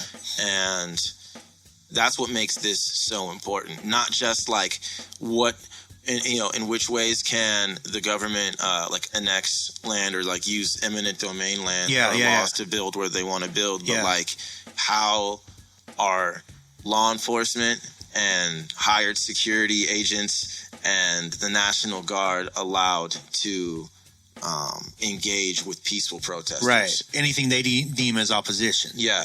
Should people be thrown in cages with numbers written on their arms, like what happened to protesters out there? Yeah, yeah. Should people be shot with water cannons and below freezing weather? That is attempted murder. Yeah. Yeah. That is Yeah. attempted murder. For the ultimate goal of something that's based on profit. in something they won't even profit from directly themselves. I appreciate you taking the time. Gotta go, got a lot to do. Yo, every end is but a fresh start, a new direction to take. Another underpublished album we destined to make. Travel to have it heard. Profession babbling words. In every city that I step in, I remember I'll be back for sure. In due time, excuse I, it's due time. Chicken scratch right in my life inside of blue lines. Weaving through a blurred series of days. I try to break it down my best to see if y'all can relate. It goes, if I ever make it big time, I might blow my brains away. So while I'm underneath the big lights, I'll take a bow, look to the crowd and say, been nice to know ya. I'm happy that you made the trip. Missing peace, feeling like I finally found a space to fit. Forever in debt, give all of my time. Cause I ain't never said a word that wasn't put in my mind. This is for you. Cause I gotta be awake early in the morning. Sayonara, hope to see you soon. I appreciate you taking the time. Gotta go, got a lot to do. Cause I gotta be awake early in the morning. That's deep though, man. That's the idea that, I mean, because you basically just took us and the audience through the reason why. One of the things that frustrates me so much, and I know it frustrates you too. We've talked about stuff like this, but it's it doesn't seem to be a conspiracy at all. It's right there. Like, it's all in your face. Yeah. It doesn't not make sense. Like, you have to almost suspend reality Well, it's crazy to not see what's happening. We've known it all along. Now we have evidence of it happening. Yeah. But we're still like in this kind of like state of denial. We don't want to admit that this is like reality because it's an unpleasant thing to think about. Yeah. And then to feel, maybe you feel disempowered or like, hopeless because you can't fix it. You want to participate in some way, but you're not able to. And to that, I say, like, you don't have to go stand in the middle of a blizzard to make a difference in this situation. Having conversations like this, being kind, not as a tool to opening up a better world, but to like knowing that that's like what people want. Like, people need like healing and they need like acceptance. Yeah. And like, it's hard to do those things when we don't feel them ourselves. But, I mean, that is just as powerful as getting hit in the head with a baton. So have you had blowback from other veterans? Yeah, because like, veterans don't represent one, specific political or, social group. It feels like... So there are a lot who are... Right. No, it feels like in the United States, and I know this is anecdotal, but it feels like veterans and people who have served tend to lean conservative. And we were talking about this earlier. They tend to feel like, because they don't want to admit that they were not necessarily in charge of their own decision-making. Yeah. They tend to lean Republican, and they tend to be supportive of things like this. And like, why can't people fall in line, this and that? Because like, what if like, the social rule of law at some point down the line says, hey, you know what? War is bad. And your entire life experience was built on like the idea that you went to war, and then the premise that war is necessary, or that, acts of violence in all situations are justified, you know? It's like, you seen the video of what's the guy's name, man?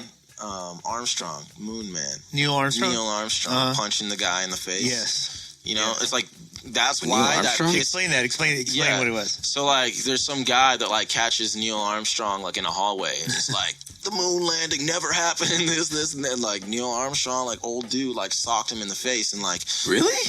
Him punching him in the face is like what makes him so angry and so like, defensive of that is like his entire life is built upon the idea that not only did he land on the moon, but that like what he did, was like heroic, magnificent, which it is if he landed on the moon, like that is a crazy thing. But, so it's like, when that dude, questioning, whether or not he landed on the moon could be like a random person that we see like in a bar questioning whether or not something that we have subscribed to for so long is real or is valid. Dude, you just made me question the moon landing right now.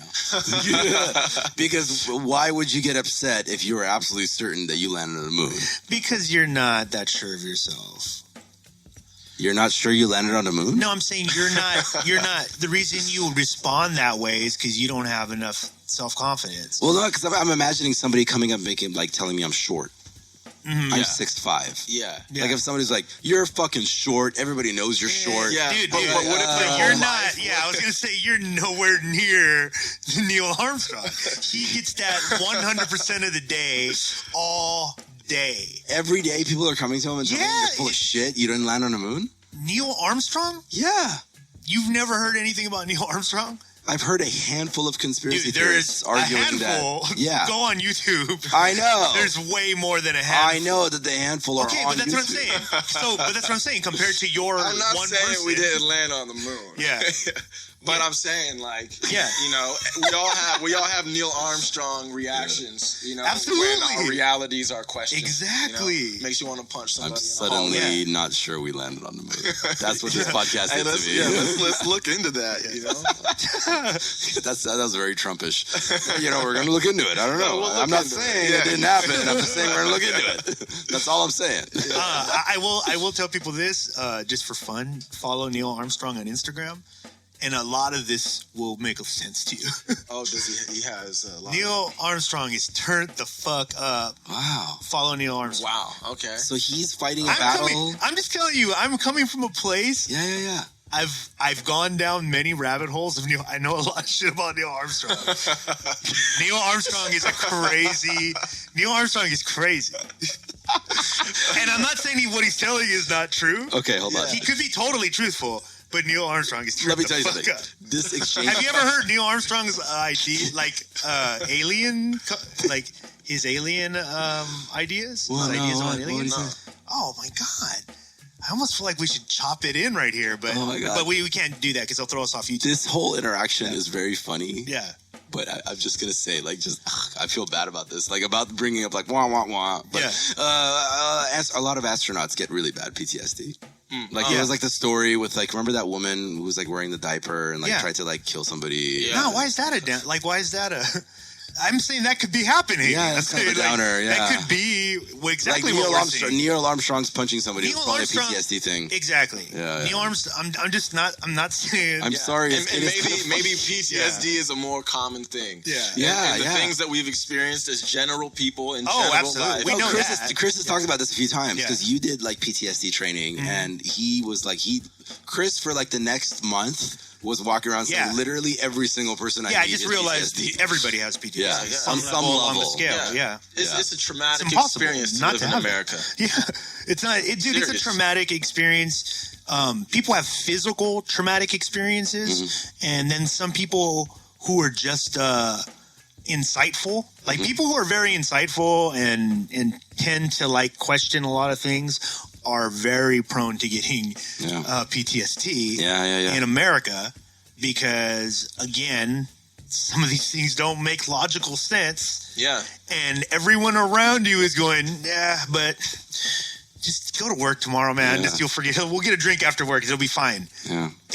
And there's certain people that are going like, do you understand the direction that we're going in? And it's for sure happening. Like there's things that are for sure happening. It's not, it's not a secret. And that's what makes it crazier, by the way. Yeah. That's what makes it crazier is that it's not a secret. Yeah, that it's yeah. very open. And it's almost as if we just No, I block that out. think people can't grasp how much it affects you. Yeah. Because like that's what I want to ask. Is Yeah. that I wonder, like, so you guys are out there at Standing Rock, right? Like, there's all these veterans. I wonder, like, was there as much of a struggle as it was, and as dark a time as it was, and you guys are fighting for something? I wonder if at the same time there was this experience that you guys were having, being amongst multiple other veterans who understand things you've been through, like this beautiful kind of camaraderie that was coming out of it. Oh, absolutely. Yeah. The camaraderie experience there was, far beyond anything I ever experienced in a uniform, like in the Marine Corps on a mission or something like that. How was the experience with you and the people you were there serving? Because there were so many different. I remember reading things online and people. There was. I don't know if that was You ever talking debunked. the people in the camps? Yeah. The people whose actual property it was. Yeah. You know what I mean? Like, Well, I mean, and that's where it gets millions of layers deep. Okay. And that's where, that's what I'm saying. Some of these things, like, it's a humanitarian issue. Yeah. You know, and our investment is helping humans. Right. You know, endure Right. inhumane conditions. Yeah. But I mean, it's on a reservation. So, like, as far as I understand it, there's, like, reservation land, there's leased land, there's private land, there's Army Corps of Engineers land, and they all kind of, like, run into each other. Like, they're, like, parceled out chunks, you know? Yeah. So it's, like, it's very hard to say, like, I mean, you could very much be, like, in one place here and then take a step and be in somebody else's. Yeah. You know? So Wow. it's, like, crossing through multiple people's property.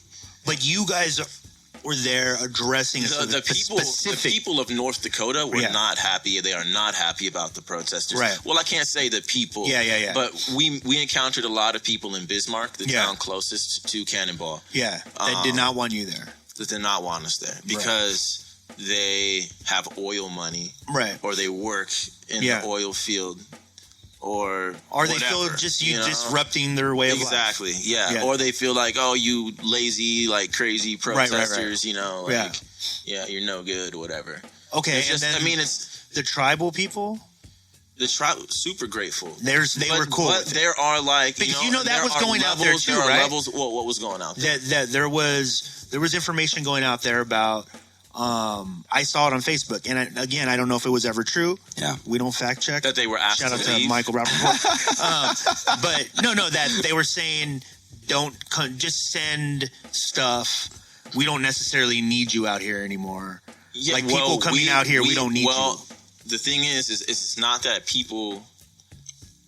And those requests come from a lot of different places. Exactly, You know, that's what I'm saying. There's who do we more know? than one tribal council that's dealing with this. There are countless tribal leaders, tribal elders, community leaders that are also involved in this. Yeah. And so you have a lot of solutions being drawn up in different places without a lot of, So there's no like there's no center one of the legal movement.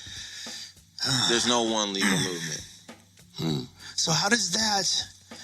Because I'm trying to envision somebody wanting to they want to help because of the humanitarian issue, right?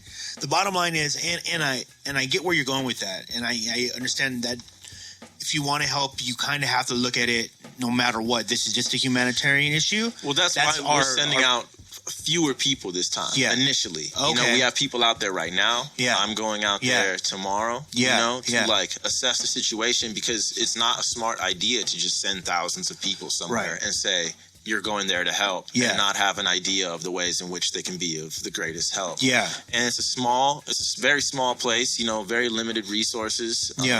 So I can absolutely understand how having this crazy influx in population would stress the local community. Absolutely. I mean, I would assume at this point you have to take all your own resources. What you have to do is if you want to help, keep in mind that this isn't a solo, adventure for you.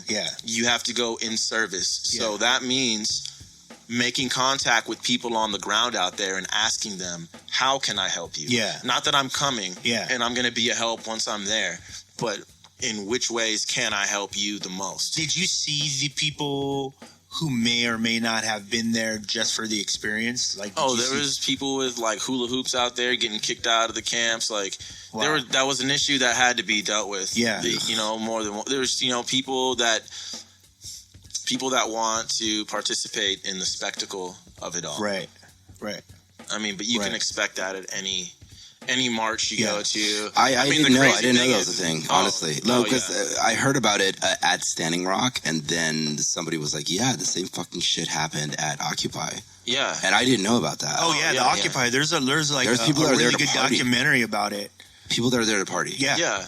They're like, this is a cool party. Yeah. I can't even wrap my brain around that. Yeah. That's insane. I mean, especially if you're out there, it's negative. It was negative 30 the days I was out there. You're torturing yourself.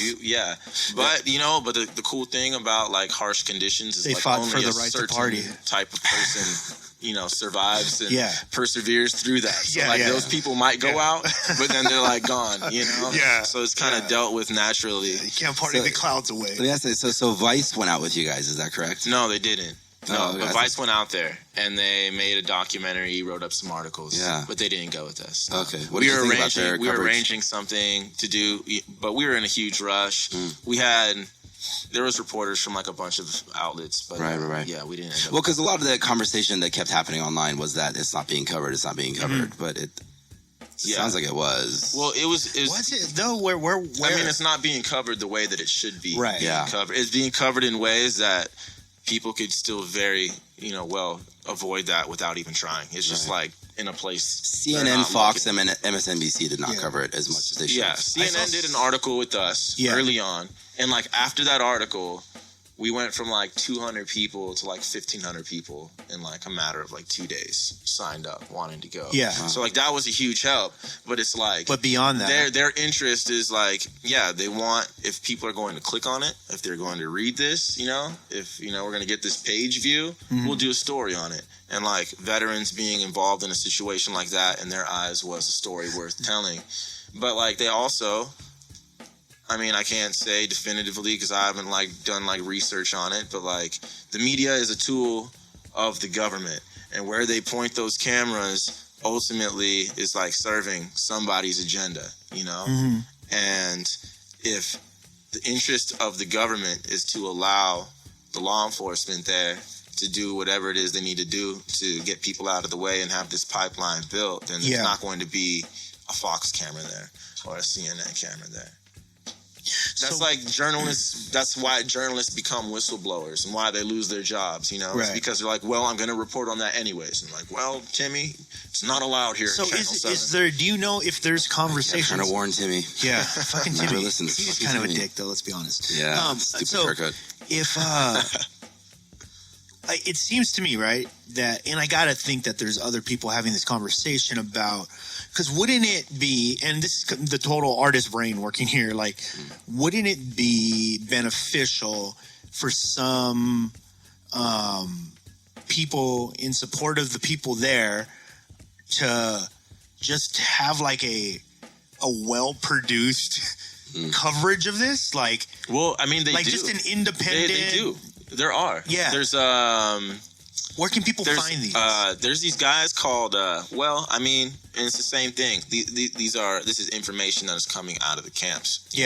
And there are a lot of different storylines of like what is happening and who's like reputable and this and that. But I know there's the Unicorn Riot guys. Okay. Another one called like Disorderly something, but they do a lot of like drone coverage. Yeah. But it's out there. If you search for it, you'll find it. But you may not find it just like by like scrolling and. It reminds me of one of the big issues that I feel, and I feel this is a part of this. And Arash, you talked about it, and this is, by the way, since you explained this, I've explained it to many people the same way.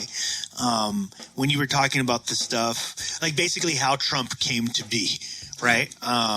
And how there has to be the left or whatever is sold to us as the left on TV and popular culture. If they want to continue to operate, they have to realize the needs of Middle America and the attitudes of Middle America and why they're not connecting with that. Yeah. If they plan to ever like gain control of the, whatever the political system again. Yeah.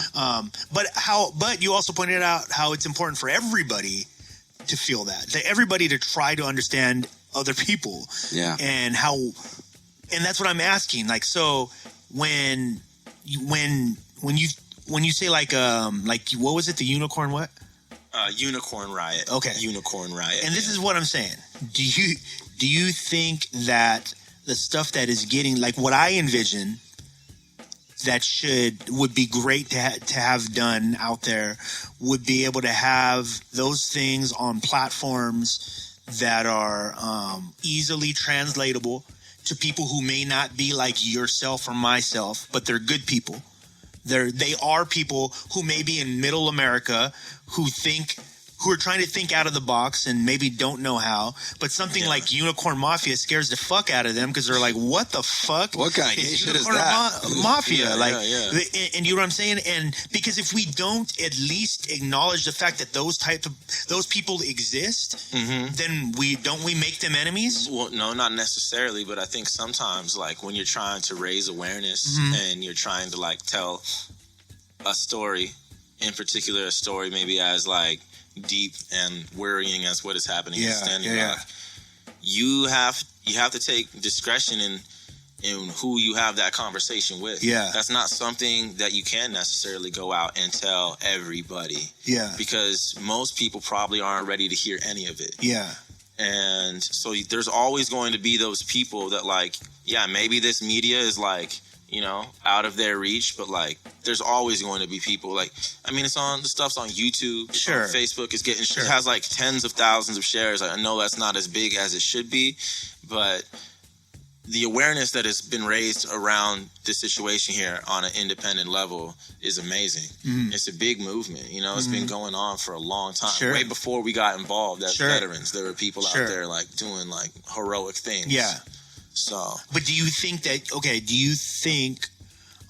from the situation that you're looking at out there right now, the current situation where they've now signed this bill, or they've signed this, what did they sign? It's an executive memo To push this forward, right? Yeah. Which means that construction continues as planned. So obviously that means that there's going to be more people out there defending the water. Yeah. Okay. Do you think that is where does that end, dude? Like, where does that, because I think, right, there's a part of me that thinks, like, we need everybody to fucking see this shit, because I don't care. Look, for me, I understand not everybody's going to understand every level of this. Yeah. They're just not. Yeah. But if they can see it on TV and fucking Anderson Cooper's right there, and that makes them go like, oh shit, I need to call somebody. Yeah. And that's all they're ever going to do, then that's what needs to happen. Like, that kind of stuff needs to happen. And I don't know if we can trust CNN to do that unless somebody's dying. Yeah. And if they're not dying, it's all order of operations, and it's also, like, independent media and, like, how capable are they? You know, how large is their audience? Who's like the Young Turks are doing stuff on this consistently. You know, and they have a pretty big network. But I mean, it's because you can put the media that you can create or that you do create on whatever channel that is available to you, and those same channels are available to everybody else. But it's just like, some people will not see it because they're trying to not see it, or see anything as disrupting or hard to look at as that, or it's scary. It's just scary to them, because this doesn't look like the people that I'm looking at don't look anything like me. I don't know what's going on here. They're saying there's people yelling at people. They're hitting cops. I like cops. Cops are my friends. They live next door to me. The thing is, like, nobody's hitting cops. Yeah. Nobody's punched or attacked a police officer. Yeah. And they have ruthlessly, like, brutalized people, like broken ribs, frostbite, a young woman who lost her eye, another who almost lost a limb. Yeah. Like, it's, when I say that it's nonviolent, that it's peaceful, they are saying that, like, we're not here in protest. Like, this, we are here in prayer. Yeah. That we're here in ceremony. These are like sacred grounds. That's what we're doing here. Yeah. So no, there's no drugs, there's no alcohol, there's no weapons, there's no violence being, unleashed upon police. And, like, I mean, that's a whole nother conversation. Where do you think this is going? I think that physically, what I'm happens talking logistically. Here, I think logistically, physically, what is happening here right now is huge, because it's going to set the precedent for what our government can do, what corporations can do, and how they're allowed to deal with dissent. Are people going to get hurt? People are getting hurt now. Guarantee right now there's somebody in a hospital somewhere in North Dakota with, like, their knee all swollen up because they got hit with a baton. You know? Like, that is happening, and it's been happening, and that's the most important thing, is, like, we cannot live in a society where property laws are put before human rights. We can't. Or where, the discussion even needs to be had that, like, whether or not this opportunity to make a lot of money should be second thought of because of its implications on, human life, well-being, the integrity of our natural resources, things like that. Like, what is your feeling of how far will they go? How far do you feel like the government, the private security, the oil owners, well, how far are they obviously willing to have go? no issue hurting people. Right. But that's what I'm saying. So, you've been out there. Is there general, like, are people afraid? I think these people are going to kill us? I think strategically, like, how far people are willing to go has to deal with, like, how those people are dealt with. And I'm not the one. That's to not make very those, encouraging. I'm not the one to make. Well, I mean, everybody can help in the capacity that they can help. The law enforcement, the security forces have been violent. Yeah.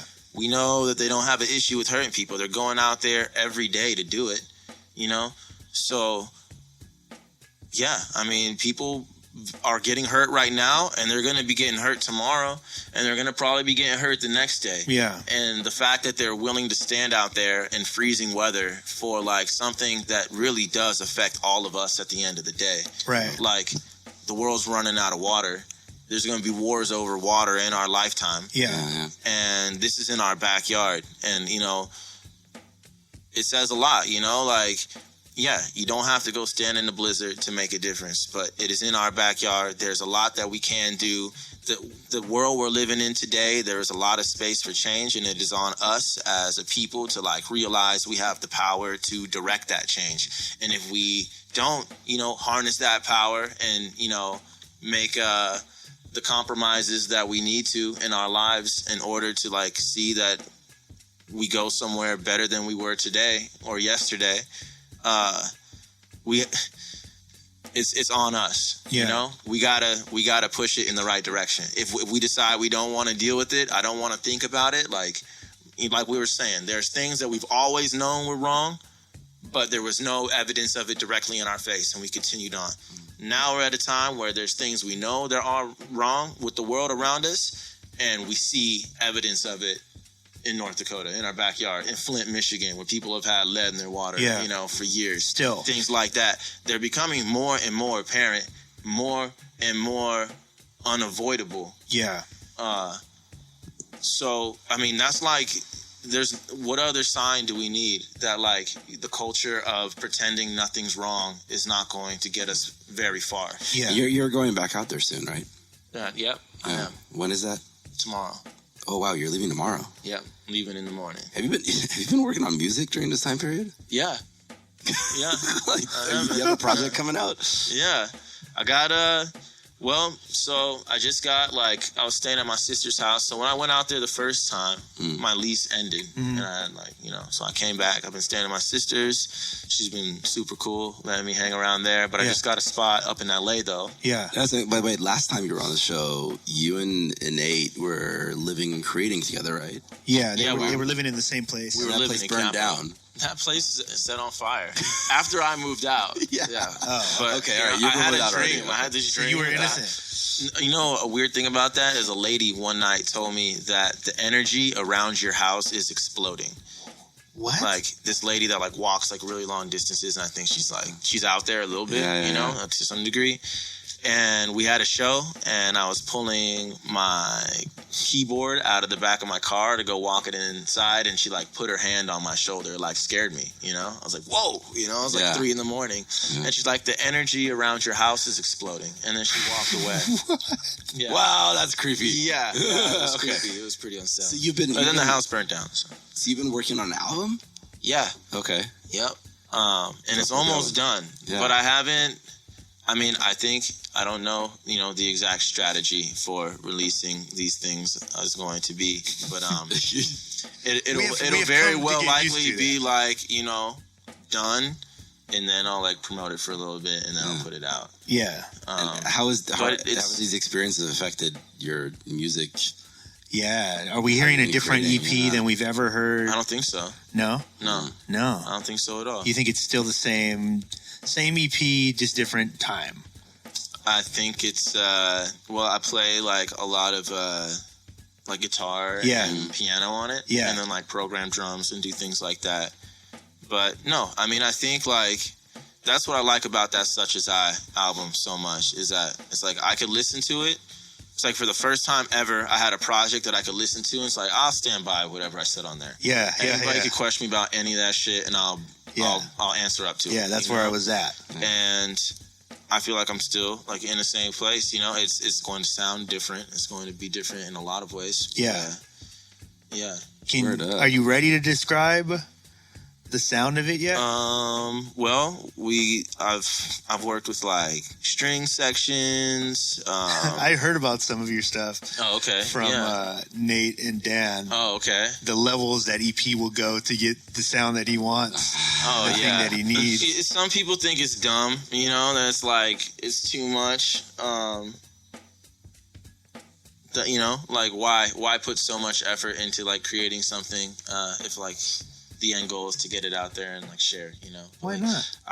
Well, I just like to nerd out, you know? Yeah. And I love the process, and you know, music fascinates me, music theory fascinates me. So, and then I got like influences. Like I got like, you know, that's awesome. Make man. proud too. So, yeah. So you like finished it up, and now tomorrow you're gonna go back out.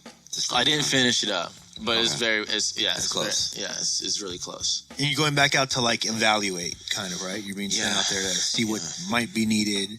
Well, yeah, because we know we were invited by a tribal council to go like have meetings. Yeah. Figure some stuff out.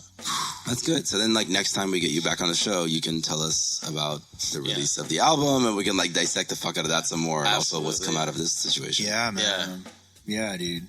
Yeah, you're. Dude, yeah, I mean, every once in a while we talk to a guest. We're like, yeah, I mean, we immediately have to book you for your return. I love these conversations. And it's also dope. Like, you're definitely one of those people. I was talking about you last night. I was talking about you this past weekend about just the. He talks about you all the time. I do. The girl he's dating is so irritated by it. He's like, would you stop fucking talking about Anthony? She's like, well, why don't you date him then? No, but I'm saying, I'm just super proud, bro. Like, I'm super proud of you as a friend. Just, I love to see, you've always been about what you talk about. You know what I mean? There's never a confusion about that. You know what I mean?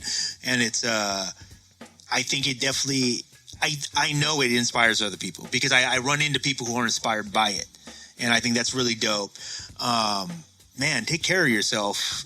For I will. sure. I definitely will. You know, and I really appreciate all that, and I appreciate you guys having me on this show, and I appreciate just, you know, the idea of your guys' show, like Thank having you, these brother. conversations, and like it's Thank important, you. You know? Thank you, dude. Yeah, we're up. Yeah. All right, guys.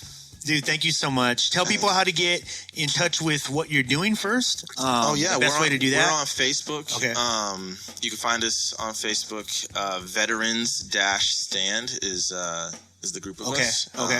And then, you know, look up anywhere you can. Look up what is happening at Standing Rock, and it doesn't matter, you know, the person that is. They can ask you, right? Yeah. We'll look beyond it, Yeah. and see that at the end of the day, there's human rights, civil rights violations. Can people going tweet on. you Don't stuff let and them go try like, to- hey, I found this. What do you think about this? Yeah. I'm on Twitter under No Sleep Tony. Yeah. And feel free. And he doesn't sleep. Anthony never sleeps. That's what's up. And then you you'll come back, and we're going to talk some more music next time you're back. Yes, and then check him out on Burner Podcast, right? He's going to be coming up on Burner Podcast. Yeah. He's going to get way detailed. EP is going to come on with Nomad, who's also a previous guest of Burner Podcast. And with you guys, we're going to break down the step-by-step of how you guys linked up and how you went out there and what happened out there. And the universe might explode when you guys do. She's an amazing person. It might just...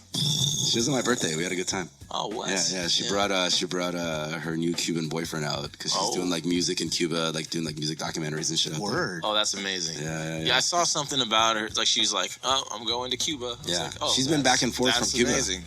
Yeah. Let's wrap this up because nobody knows who you're talking about. Yeah. Oh, okay. All right, we'll go to burnerpodcast.com. That's going to be coming up soon. All right, you may now flush the toilet.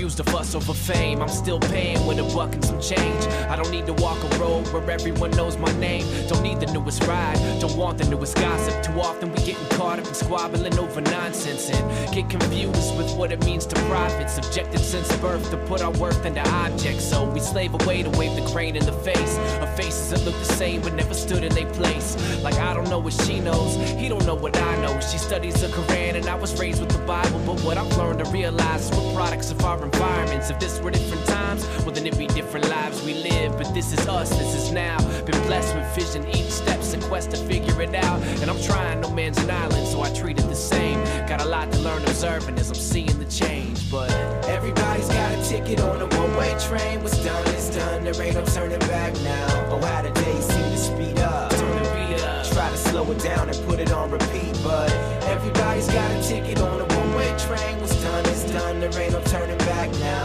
Oh, how the grades seem to creep up. Hard to keep up. Not knowing now what tomorrow has to teach us. I mean, I love life, man. It's such a blessing when my eyes get to see the sunrise.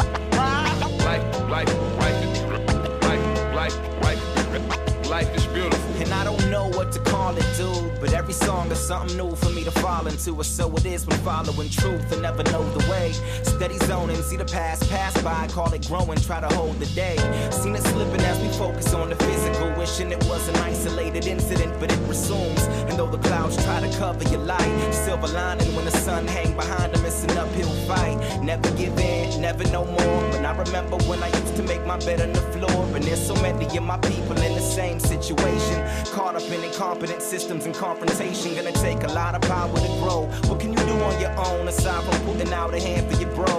Life is kinda like a play, it unfolds. How you engage with the characters ultimately be defining your role, you know. Everybody's got a ticket on a one-way train. What's done is done, there ain't no turning back now.